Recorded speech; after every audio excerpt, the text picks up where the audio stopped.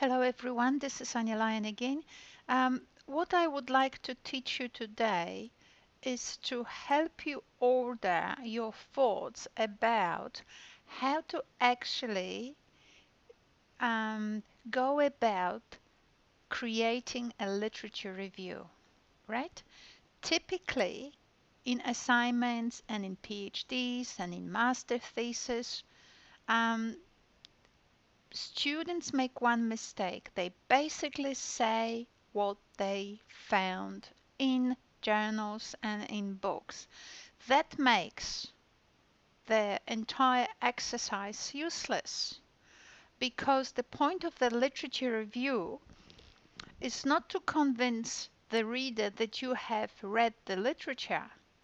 Is rather it is to convince the reader that you actually know how to make sense out of the literature. All right, so what would that mean? Well, remember the problem statement that we have written right at the top in the beginning of our unit? Well, the literature review has to inform the problem statement. It cannot be just listing of papers. It actually has to be a take on the question that you have worded in your problem statement.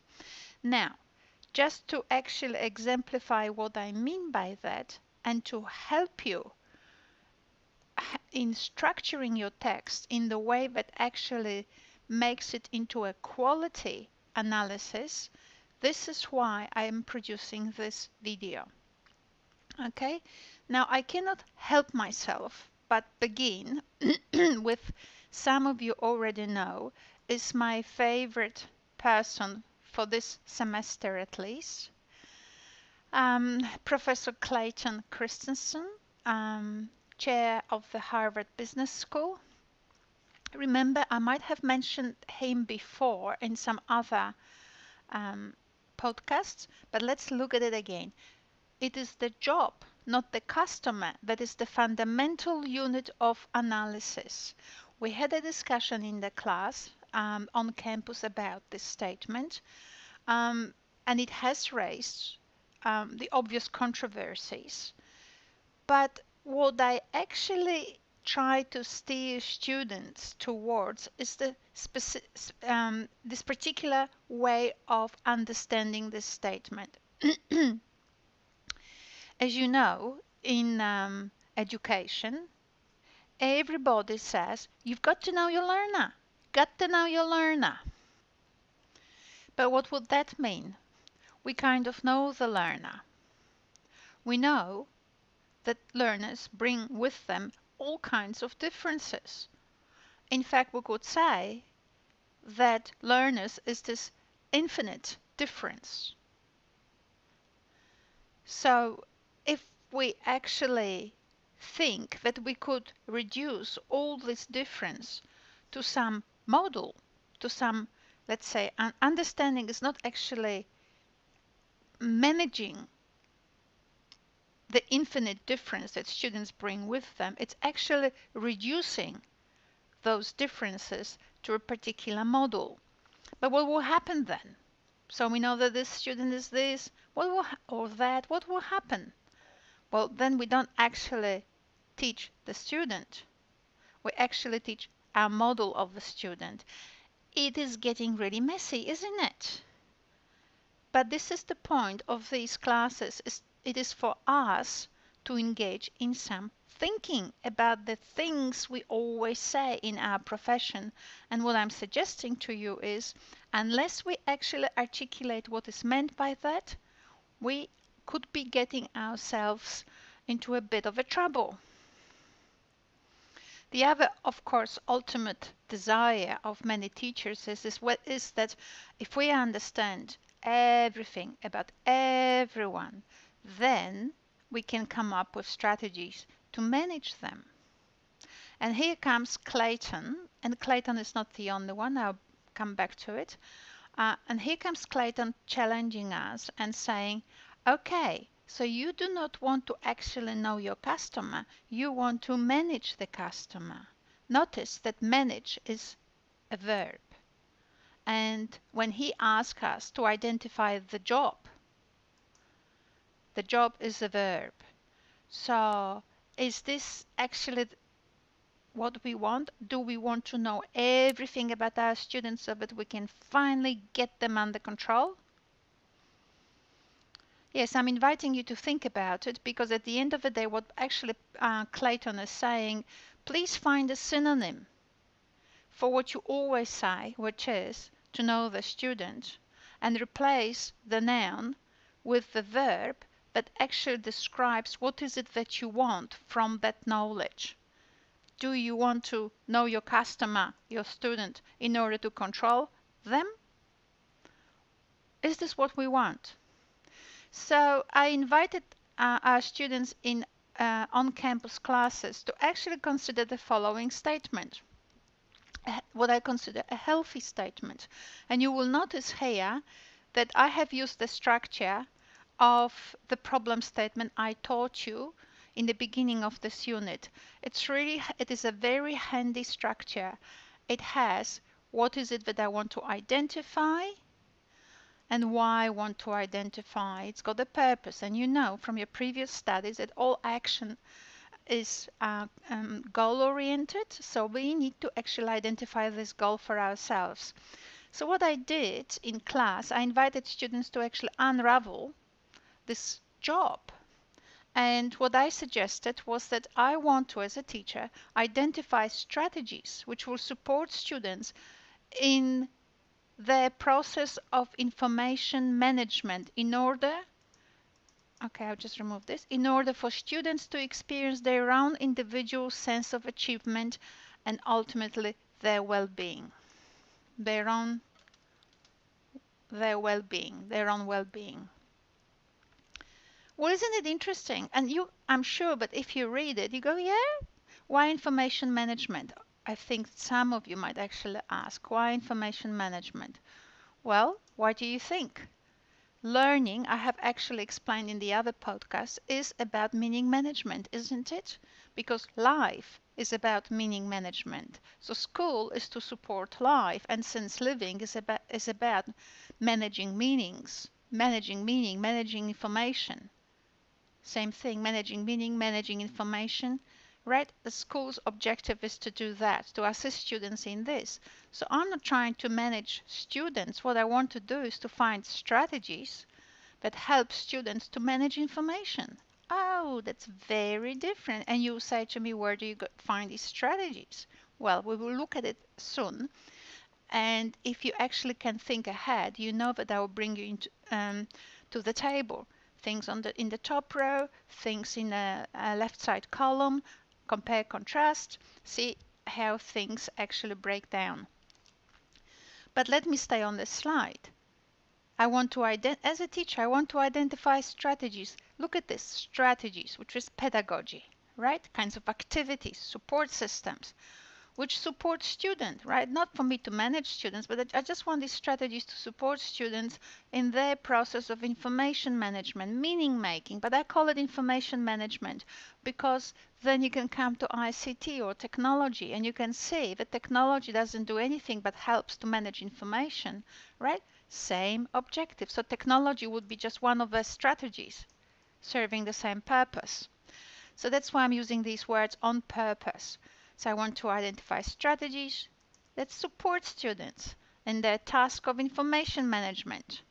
And what I really want to do is for students to experience their own sense of achievement. I want them to feel that they are learning. Oh yes, great. Yeah, I get it. Yeah, that's great. That's what I wanted to know.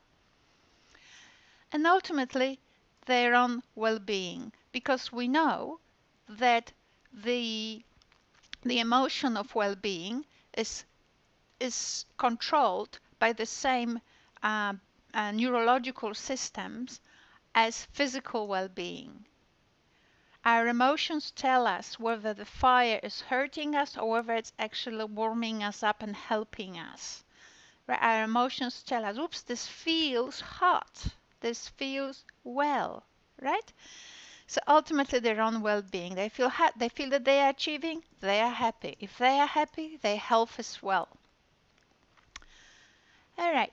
Well, let me now oppose it with this. If you'd actually disagreed with my statement, here we go. We've got some other statements that you can actually read for yourselves and see whether you're happy with it. I want to identify all I can about the students, as many as possible, in order to know them and match my teaching to each and every student I will ever encounter in my life, or I have in my 3 or 6 classes I teach a week.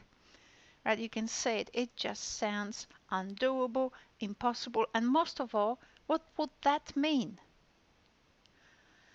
Okay, so you can actually look at this slide and reflect on it. Now, if we come back, however, to this statement that I have produced before, you can see that you as a researcher or as a teacher, now you'll be browsing the literature and other people's experiences and reflecting about strategies which have a potential to support students in their process of information management. All right, that's doable, isn't it? Sounds easy almost. Because our job is now to identify those strategies that help students. Oh, that's really cool.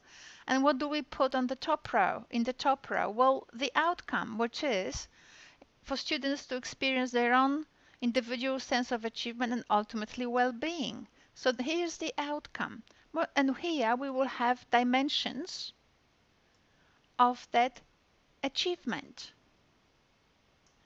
And now you could actually have as achievement, for example, listening comprehension skills, right? So that could be, hey, if you actually had it as an outcome, listening comprehension skills, then you would put it here. We would have to make it a little bit bigger for it to fit. So listening comprehension. And now you would have to actually look for the literature and identify the kinds of dimensions of listening that you would want to support with those strategies. So what could it be? It could be intonation, because language actually chunks the music of any language chunks information, and therefore if students have good sense of intonation patterns in a particular language, they are actually better prepared for comprehension of that language. Okay, well, that's one thing. What else could it be? Intonation, maybe some cultural references, right? Because at the end of the day, if students are to comprehend, they actually have to have some knowledge of cultural um, nature, because all meaning management is nothing else but references to experiences which are cultural because they are social. And you could break it down further. You could have here genre expectations, right? So different texts have different genre expectations. So uh, so that's another category. You could have grammatical expectations. You could have, I don't know, I can't think so quickly about all the columns here on the right. But you can see all you need to do is now do research on this and that, this and this and this, right? And fill the columns with information. You can see it's clear, it's clean and wonderful. And now, if you were doing a PhD or master thesis by research, then you probably would try to take the strategies and compare them with different aspects of intonation. So you would break down the intonation into different dimensions. You would break down cultural references into different dimensions, genre expectations into different dimensions, you see? So now you can see the difference between a 10 credit point scope of an analysis and a bigger study. A bigger study will have this and those columns here, But because it is a bigger study, it will need to actually unravel all this. So it will have, so to speak, more tables. But that's my point. What I wanted to do here is to show you that if we actually focus on the job as opposed to on things we cannot control, which is everything that students actually encompass, and that would be hard to define. And I suggest we'll leave students in the realm of infinite differences. But if we actually look at the job, things become very doable because now we're actually looking for strategies that support students in the process of information management, right? And now you have a learner-centered approach to teaching. Very much learner-centered. In fact, it cannot be anything else. We have no choice because at the end of the day, it is the student that has to manage information. Otherwise, we may actually ask them to memorize. Therefore, there is no learning happening. All there is basically behavioristic pedagogy that forces students to give you a response that you expect from them. Okay. So if we were now to apply the table that I have shown you before to your assignment questions, it is very simple, isn't it? In the top row, you have dimensions of your outcome, and the outcome is everything that came after in order to. That's why that sentence with starting with in order to was so important, because now we are comparing actually what we're finding in the literature in relation to what we actually want to find out. All of those bits of the larger concept, which is this outcome. So very simple, isn't it? So I'll just show you how it looks in practice. We have one student who is actually doing a study, doing a project where after the in order to, he wrote in order to construct a better understanding of how schools construct change, right? So how schools construct change is here the issue. Now we had to break it down into aspects. In class, I have actually invented those. But in fact, that what I invented it on the basis of my experience as a scholar. But it would have been more desirable that you actually had had developed these dimensions from the literature. Whether it is me supporting you and helping you identify these, or whether it is you finding these things from the literature, either way you have to reference them. How do you know that change involves conceptualization of change, planning for change, implementing change, and evaluating change? I'm sure you can find this thing anywhere in any literature, but so it's not anything ingenious, but it felt ingenious as I was standing there in class trying to actually identify those dimensions. So it's important that you actually reference them. Who actually justifies them, or what justifies these particular dimensions? This is important because research is systematic. So if you were writing a PhD and you invented new dimensions, you would have to spend chapters before this table to actually identify why the other dimensions are wrong. Do you see what I'm saying? It's about being systematic, so these dimensions have to be referenced. So what are the dimensions of change? So we came up with those 4. And now what our friend has to do in his research is actually look for strategies that schools create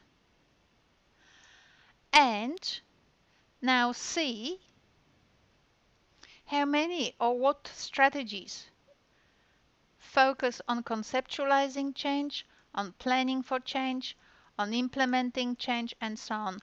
what we would actually ideally like, I'm just doing this because it's going to be helpful, if there was a flow, do you see, from one dimension to the next. We would also want evaluation, and then back again to conceptualization. We would like to actually this thing to be, I don't want to call it circular, but reflective.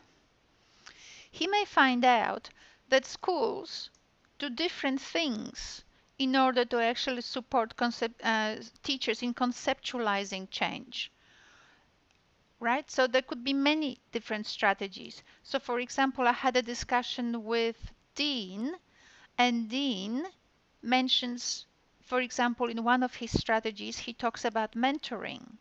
And what I will show you later on, I will just jump ahead a little bit.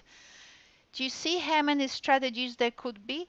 Under mentoring strategy, you could have a multitude of strategies. Obviously, this is just a small 10 credit point assignment, so you can write one or two. But theoretically,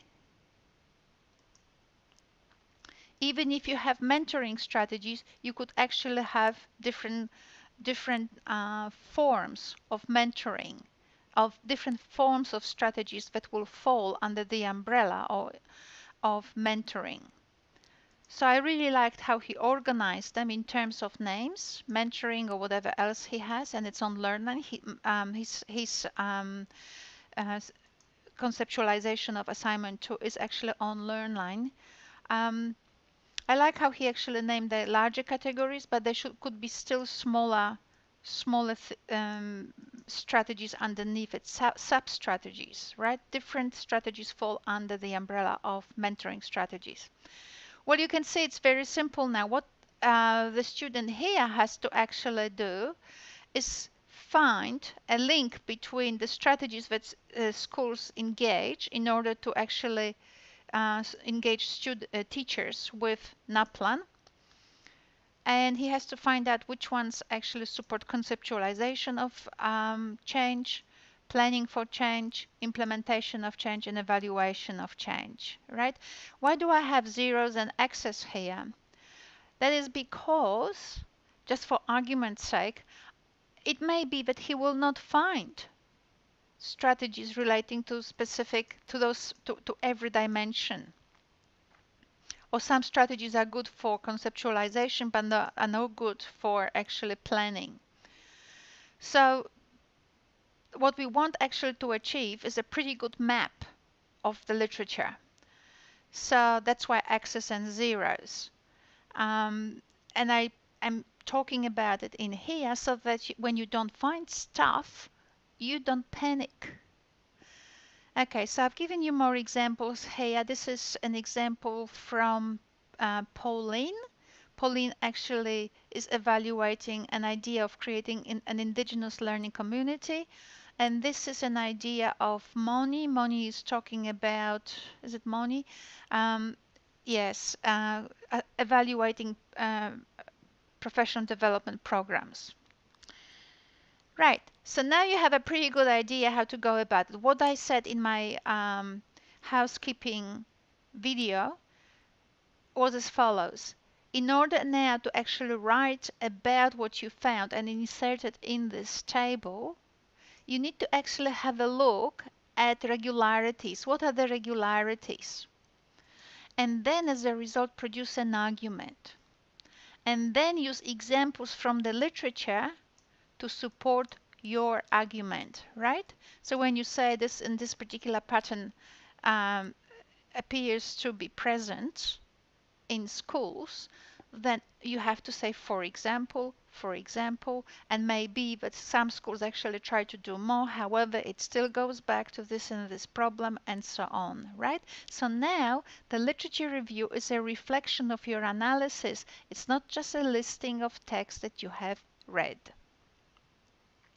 Now, because as a result of your literature review and so on, you get actually some ideas, some understandings, and assignment 3 is asking you to actually engage in some collaborative activity in order to actually see how other people feel about your conclusions. So for some students, I mean, you will do it in many different ways, but I actually have encouraged the concept of a questionnaire. Why? Because the questionnaire teaches you not only the skill of how to do it, but because you've done the work and you're ready to actually do it. So you might as well benefit from this work and actually learn how to create a questionnaire, because it will help you now for future. Secondly, it also helps you to organize the information you get from others in a systematic way. Otherwise, it is Mary said this and Hub said that, and Moni doesn't believe it. But because they are just words, and because they may actually come from different perspectives, you really do not know how they actually impact on your research. And the idea in this unit is actually to learn research skills. It is not to actually do uh, discussion free and free flowing and not committing and teaching us nothing, because you could not actually have a paper produced and insert for publication and insert in it chunks from the discussion board unrelated and a bit messy, and nobody knows what to do with these statements. And what's beautiful nowadays is that our units have actually diverse populations. So we have people of different backgrounds. Even your teacher is half Australian, half Polish, right? Born in Poland, raised in Australia. You couldn't tell by my accent, right? So we've got people actually from all over the place, which means that the way they express what they believe may not be that easy for you to understand.